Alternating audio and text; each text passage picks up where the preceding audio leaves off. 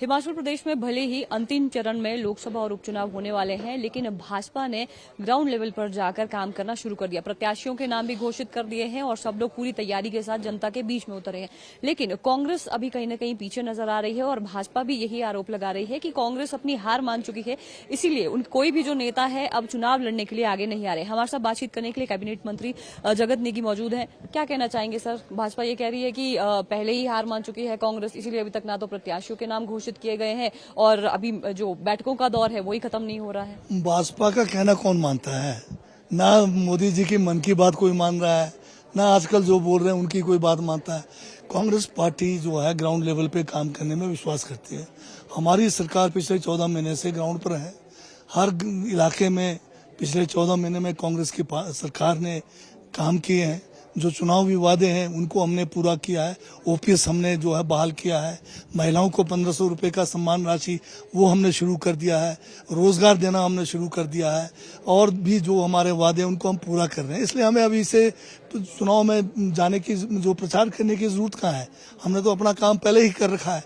तो वो चुनाव प्रचार में ज्यादा विश्वास वो रखते हैं जिन्होंने कुछ किया नहीं है। तो ये अभी से लोगों को झूठ बोलकर उनका जो है उनको गुमराह करने की कोशिश कर रहे हैं और हिमाचल की जनता जो है इनके चाल में इस बार आने वाले नहीं है। लेकिन भाजपा तो कहती है कि 15 महीने का जो समय है वो तो कांग्रेस ने पिछली सरकार को उनकी नाकामियां बताते हुए उनको गालियां देते हुए निकाला है और इसी पर ही सिंपैथी गेन करना चाह रहे हैं कि हमारी आर्थिक हालात खराब है, जितना भी किया है वो पूर्व की सरकार ने किया है। हमने डबल इंजन की सरकार को किसी तरह से नहीं कोसा, क्योंकि डबल इंजन की सरकार अपने आप फेल होगी। उसका नतीजा ये हुआ कि कांग्रेस पार्टी जो है जीत के आ गई। अगर डबल इंजन की सरकार ने काम किया होता, जयराम जी 5 साल लगातार सारा हिमाचल का पैसा अपने को रिपीट करने में, अपने को प्रोजेक्ट करने में और फालतू के विज्ञापनों में खर्च करते रहे और उन्होंने कहा कि हम जो है इस बार रीति बदलेंगे, रिवाज बदलेंगे। क्या रिवाज बदल पाए? तो हमें जरूरत ही नहीं पड़ी उनको गाली देने के लिए। हमने 15 महीनों में, जैसे मैंने कहा है, हम अपनी चुनाव गारंटियों पे सीमित रहे और हमने अपनी गारंटियों को पूरा किया है। ये बहुत बड़ी हमारी उपलब्धि है।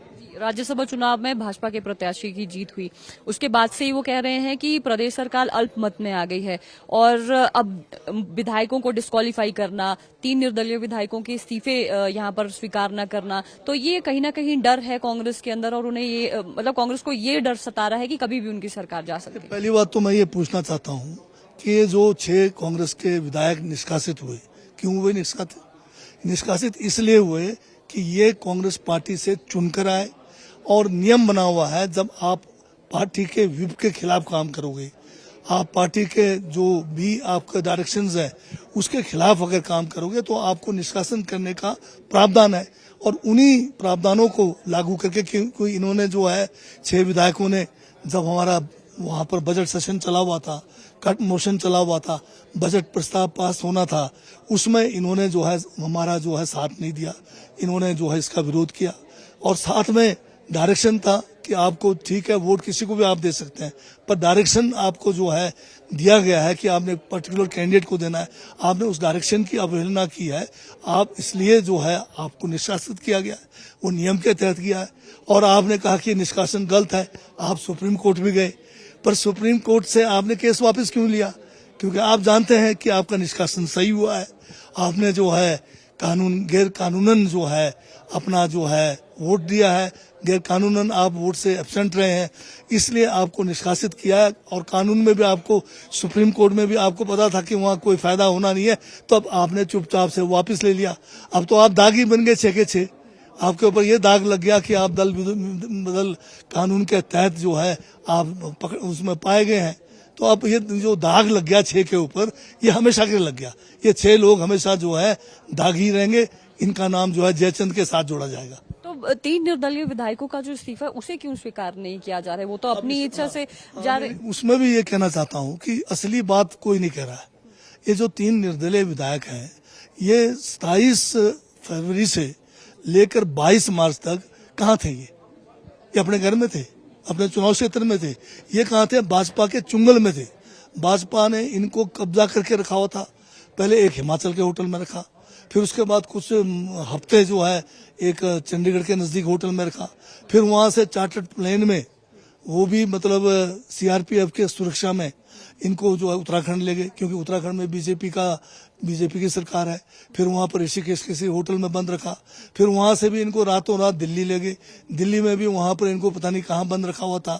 उसके बाद जो है सारा का सारा खर्चा, हेलीकॉप्टरों का खर्चा, चार्टर्ड प्लेन का खर्चा सारा बीजेपी ने दिया। तो ये कहां पर जो है इनका जो स्वेच्छा से जो है ये जो है इनका इस्तीफा नहीं है।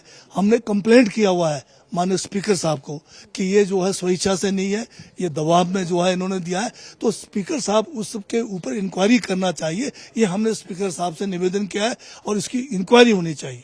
ये निर्दलीय विधायक प्रोटेस्ट क्यों कर रहे हैं कि हम अपनी इच्छा से चाह रहे हैं इस्तीफा देना, लेकिन मैं ये कह रहा हूँ ना, आपको स्वेच्छा कैसे हो गया? एक मिनट से तो आप बीजेपी के चुंगल में क्यों गए? बीजेपी के चुंगल में अगर आप स्वेच्छा से थे तो उसी दिन दे देते। आप एक महीने बाद बीजेपी वाले जयराम पकड़ के इनको विधानसभा में ले आए, वहां पर जहां पर इस्तीफा दिलाया। तो इससे आप आम आदमी भी सोच सकता है कि ये जो है स्वेच्छा नहीं है। अगर स्वेच्छा होता तो बीजेपी वाले इनके साथ इनको पकड़ के क्यों ला रहे? सीआरपीएफ वाले आगे पीछे क्यों चले हुए?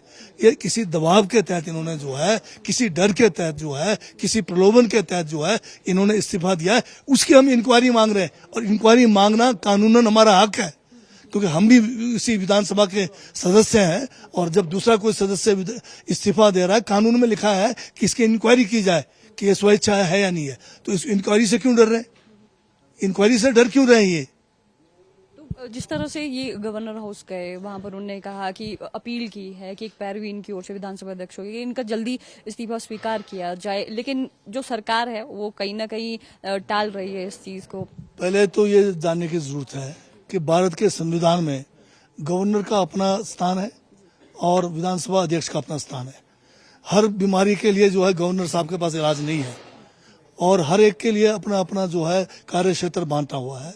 जैसे एग्जीक्यूटिव का अपना काम है, जुडिशरी का अपना काम है, लेजिस्लेशन का अपना काम है।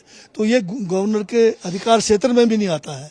तो ये गवर्नर के द्वारा दबाव डाल रहे हैं। इसका मतलब तो ये जो है गलत काम कर रहे हैं कि स्पीकर को जो है अपने जो है विवेक से काम करने नहीं दे रहे। गवर्नर का दबाव लगाना भी ये भी गलत है, ये भी गैर कानूनन है।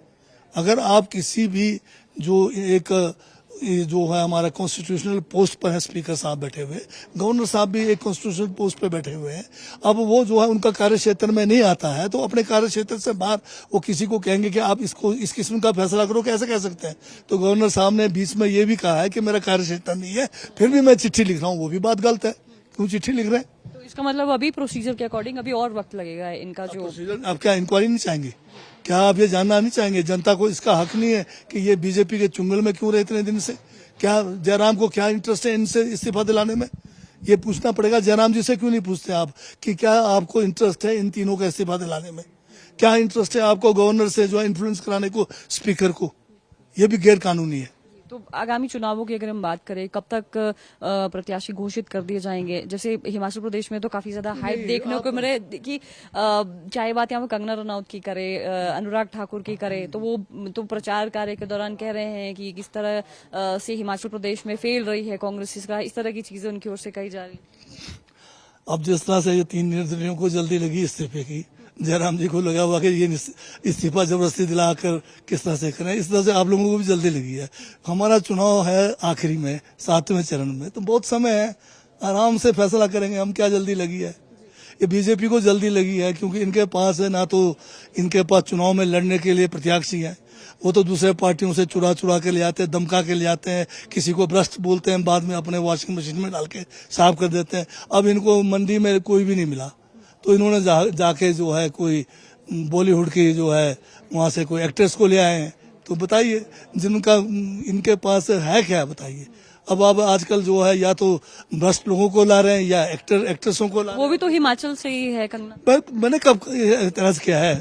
मैं तो ये बता रहा हूँ कि इनका सोच कुछ है, करनी और कथनी में फर्क है। अब बताइए कि इनको ये कहते हैं कि हमें कहते हैं कि भाई हमारे पास नहीं है, हमारे 6 के 6 इनके प्रत्याशी बन गए। जिनको हमने निष्कासित किया, जिनको हमने बाहर किया, ये इनके प्रत्याशी बन गए।